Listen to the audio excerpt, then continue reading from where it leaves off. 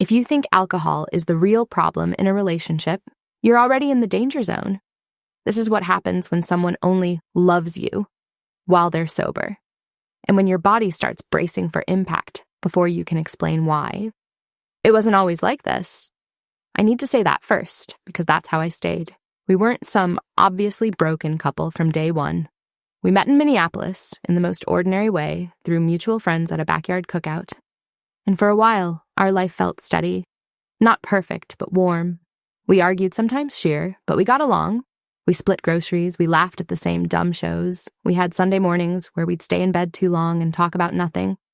When Eli didn't drink, he was gentle in those small, private ways that make you trust someone.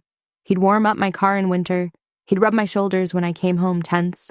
He remembered the weird little things, how I hated overhead lights at night, how I liked my coffee strong enough to taste bitter. If you met him in daylight, you'd think, this guy is solid, reliable, safe. Alcohol was there early on, but it didn't look like a warning sign. A beer, after work. A couple drinks at a friend's birthday. He didn't slur, he didn't stumble, he didn't pick fights in public. It blended in with everyone else's normal. And because the sober version of him was so good, I kept telling myself the drinking was just a habit, not a threat. The first time my body reacted before my mind did was a Friday night in late fall. It was cold and raining, the kind of rain that makes the windows look smeared. We'd been home all evening. One lamp was on in the living room, soft and yellow, and the TV was playing low in the background. I remember standing in the kitchen with my phone in my hand, scrolling without reading, and hearing the first bottle cap hit the counter. That tiny sound did something to me. My shoulders lifted like I was about to get hit, and I hated myself for it because nothing had even happened. Eli had been drinking since mid-afternoon. Not wasted, just steadily. When I asked him a simple question, if he'd paid the internet bill, he cut me off like I'd insulted him. His tone went sharp, then flat. He stepped closer, closing the space between us in a way that felt deliberate. When I tried to move past him to the fridge, his hand closed around my wrist. Not a punch, not a shove, a grip. Firm, intentional, just long enough for my breath to catch and my fingers to go cold. The kitchen tile felt hard under my bare feet. I pulled away on instinct, and he let go like it didn't matter. The next morning, he apologized before I said anything. He sat on the edge of the bed, elbows on his knees, staring at the floor like he was trying to find the right words in the carpet. He said he didn't remember doing it. He said he'd had too much and he felt stupid. That unsettled me more than the grip itself. I told myself it was alcohol, stress, a bad night. I told myself it didn't count. After that, my body started learning him in fragments. The clink of glass in the sink, the way his laugh got louder and less real after the second drink, the way his eyes looked past me instead of at me. I started watching his hands without deciding to. I started standing with my back to counters like I needed a solid surface behind me. There were other moments, always after drinking and always small enough to explain away if you wanted to. A shove past me in the hallway that sent my shoulder into the wall.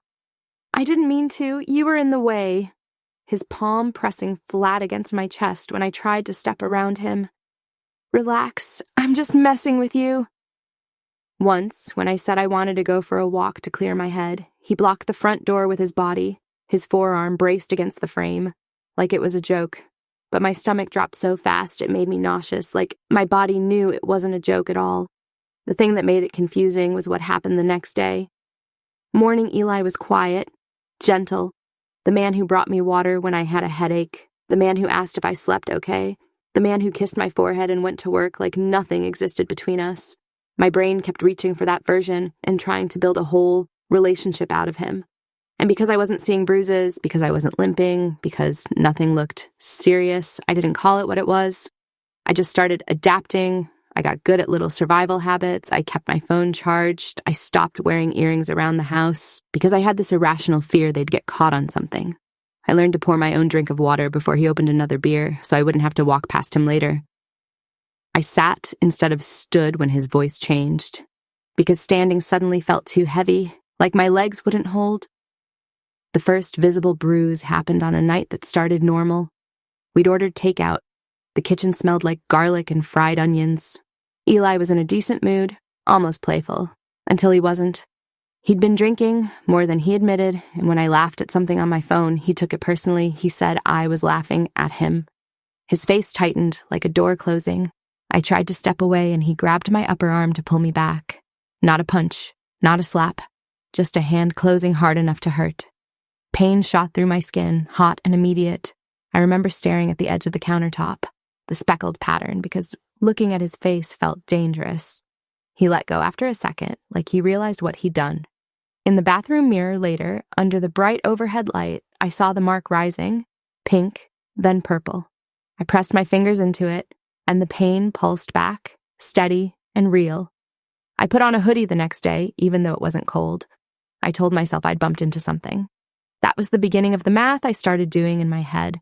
Sober, safe, drinking, unpredictable, drinking, physical. I didn't say those words out loud, but my body acted like it believed them. My chest tightened when I heard a can crack open. My mouth went dry. My hands shook sometimes when I tried to type on my phone, and I'd hide them by gripping a mug until the ceramic left a cold ring on my palm. I tried to fix it the way people do when they don't want to face the real problem. I suggested a dry month. He agreed. He was great for 3 weeks, attentive, funny, almost like the beginning again. I felt my shoulders drop. I stopped flinching at sudden movements. I started believing the story I needed. It's not him, it's alcohol. Then one night he came home with a 6-pack like it was nothing. He said it had been a hard day. He said just a couple. My body tensed before I even spoke, like it recognized the pattern before I did. That's when I realized something I couldn't unlearn. My sense of safety had conditions, and conditions don't warn you before they disappear. The first few minutes after he opened that 6-pack, nothing happened. That was part of the trap. He sat on the couch, shoes still on, scrolling on his phone like any other night. The TV murmured in the background. I tried to act normal, but my body had already shifted into a different mode. My shoulders were slightly raised. My breathing stayed shallow. I kept my phone in my hand, screen dark, thumb moving anyway like it could keep me anchored. By the second beer, his words got louder. By the third, his patience got thin. It wasn't just what he said, it was how close he stood, how he filled doorways without touching me. I started doing little things without realizing. I poured myself water early so I wouldn't have to walk past him later.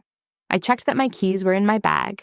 I sat down because standing felt like it might turn into pacing, and pacing felt like panic. That night ended with him blocking the kitchen doorway again, like he'd done before. The overhead light was too bright, making everything look harsh. I tried to slip past him with my glass of water, and he leaned in, shoulder first, pushing me back into the counter. The edge pressed into my lower back. My breath jumped. When I said, "Stop!" his face tightened like I'd challenged him. He grabbed my forearm and twisted it behind me, not enough to break it, but enough to make my eyes water. Pain shot up my arm in a clean line. I could feel my pulse in my fingertips. I remember staring at the faucet, at the tiny water spots on the stainless steel, because looking at him felt like lighting a fuse. When he let go, I didn't move right away. I flexed my fingers slowly, testing what still worked. The next morning, he acted like it hadn't happened. He made coffee. He asked if I wanted eggs. I stood at the sink, hands in the warm water, and my skin felt too sensitive, like everything touched me too loudly. I watched him in the reflection of the microwave door instead of turning around fully. He looked calm, ordinary. That split between what I felt in my body and what he looked like in daylight made me doubt myself. That was the psychological complication. I didn't just fear him. I feared my own perception. I started telling myself I was dramatic, that other women had it worse, that this wasn't real violence because he wasn't punching me. I'd repeat those thoughts while pulling a sweater down over a bruise, while covering the red marks on my wrist with a watch, while adjusting my hair so it hid nothing, because there was nothing to hide, right? Then a coworker asked if I was okay. It was a Tuesday. The office kitchen smelled like burnt toast. I was stirring sugar into my coffee with a plastic spoon, staring at the tiny whirlpool it made. My hands shook slightly and I pressed my elbow into the counter to steady myself. My coworker, a woman I barely talked to, looked at my sleeve and said softly, "Did you hurt your arm?" My stomach dropped. I laughed too quickly and said I bumped into a door. The lie came out smooth because I'd practiced it in my head. But my face felt hot. I couldn't swallow for a second. I went back to my desk and stared at my computer screen without reading anything, my heart beating too hard for a normal morning. That night, I checked my phone's camera roll. I still had the photo of the seatbelt mark, the red line across my collarbone. I scrolled past it and my fingers went numb. I didn't delete it. I also didn't show anyone. I just kept it like a stone in my pocket, proof that I wasn't crazy. A week later, he stayed sober for 4 days. 4 days felt like mercy.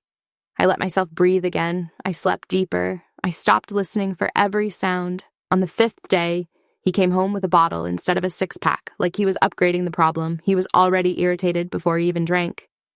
The cap twisted off with a small pop that made my chest tighten.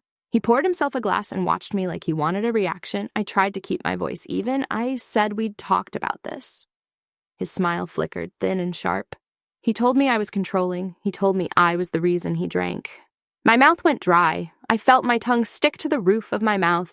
When I turned away, he yanked the phone from my hand.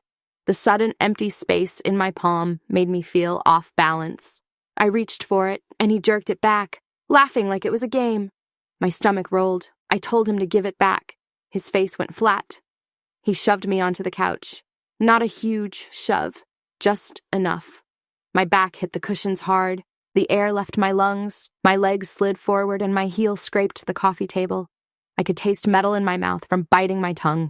He stood over me, holding my phone, his knuckles white around it. Then he did something that made everything colder. He stepped closer and put his forearm across the front of my neck. Not choking me, not squeezing, just pressing me back into the couch so I couldn't sit up. The pressure stole my ability to speak. My breath came in small, panicked sips. My hands went up on instinct, fingers grabbing at his sleeve. I felt the fabric bunch under my nails. My vision tunneled around his shoulder. It lasted only a couple seconds. He pulled away like he'd proven a point. I stayed there, staring at the ceiling, swallowing air, my throat burning.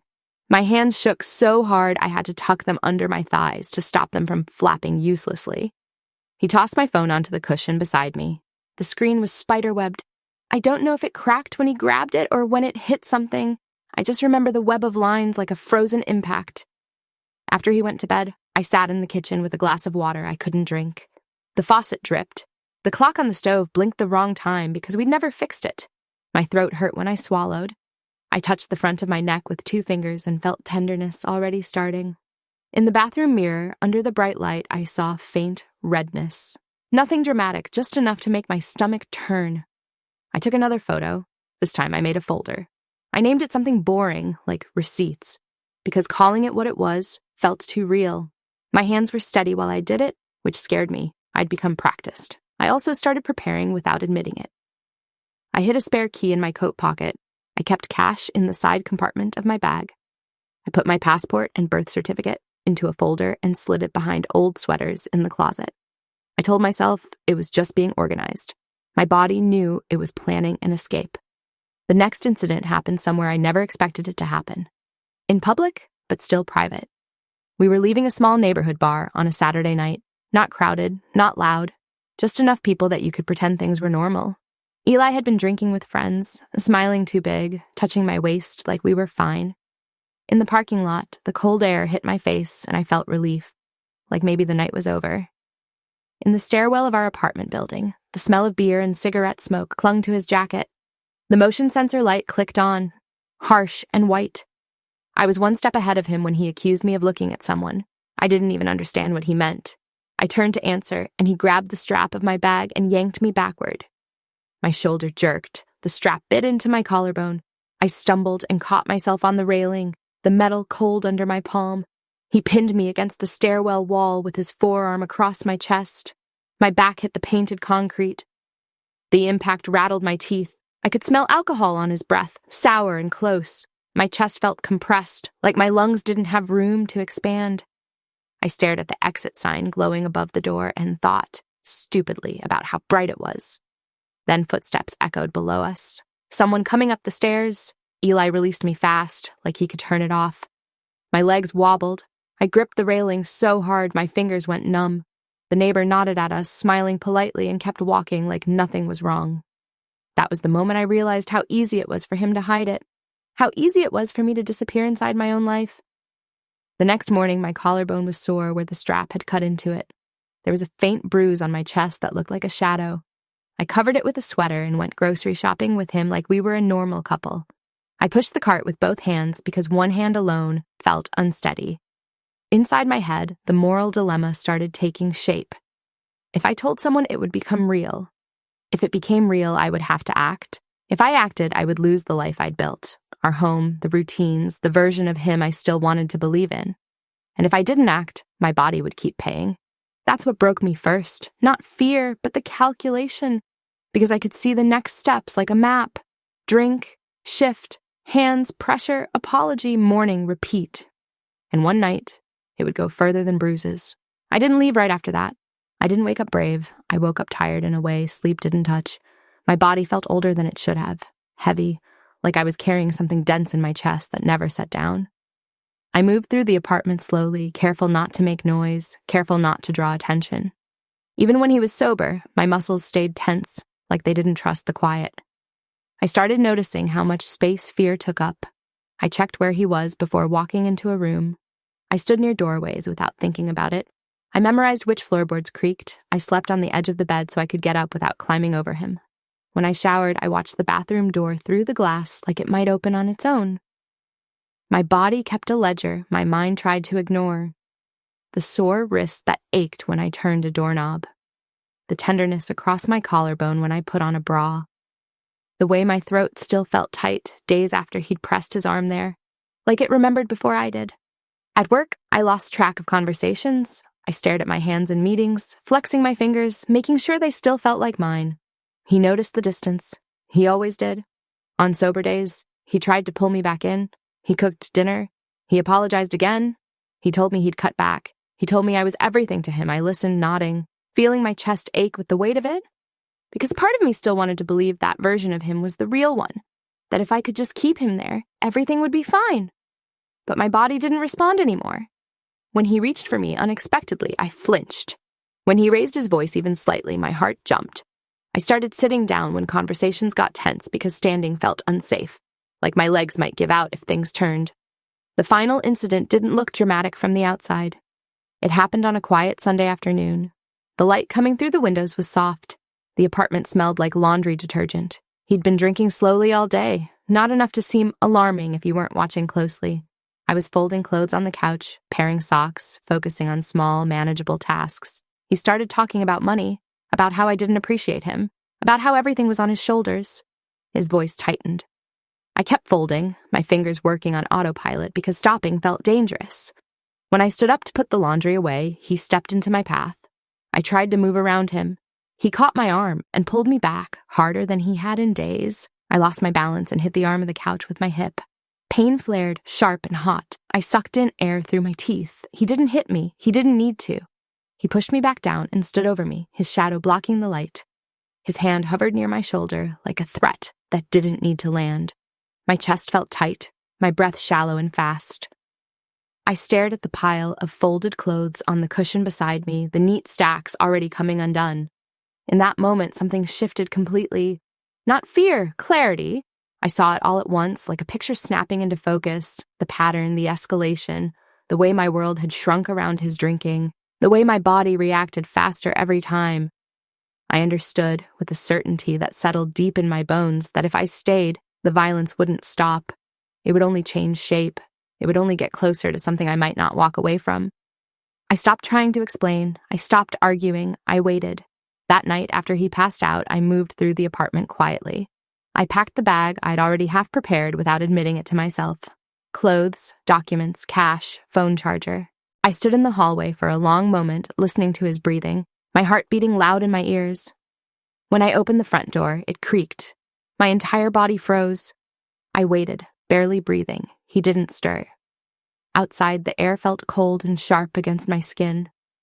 I stood on the sidewalk for a second, grounding myself in the feel of it. Then I walked to my car. I didn't look back. I didn't need to.